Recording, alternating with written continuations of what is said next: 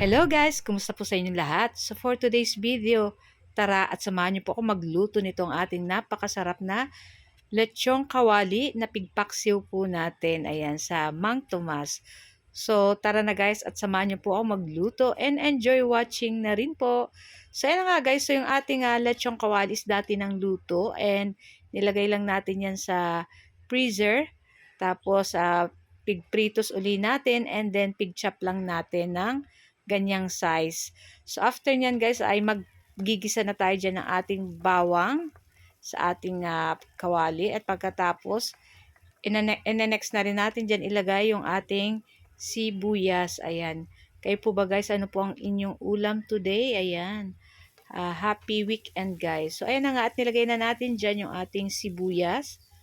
Naku, napakabango nitong ating niluluto. At pagkatapos ilagay na natin dito yung ating pig slice na lechon kawali. Ayan. Medyo konti lang po ito.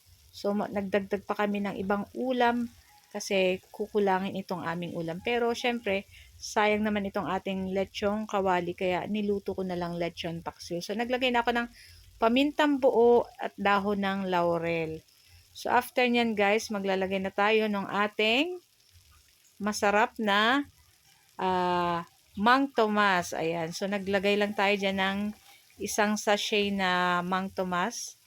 Ayan. Pwede po kayong gumamit nung may, itong may sili na Mang Tomas. Itong maanghang-anghang. Pero, masyado po yung maanghang. Baka hindi kainin ng aking trisan. So, ayan na nga.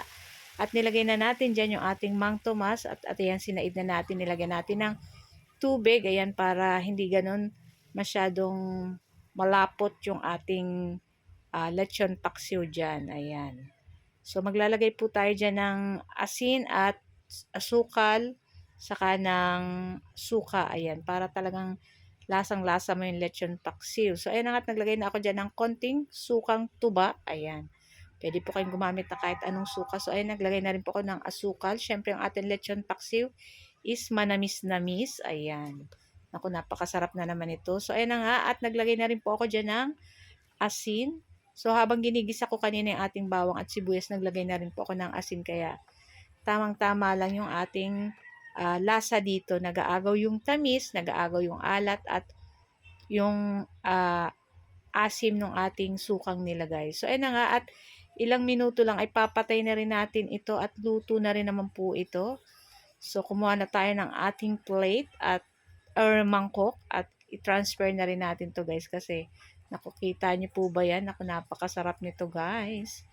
So guys, ito lang po ang aming video today. Tara na at samahan niyo po kaming kumain ng aming lunch.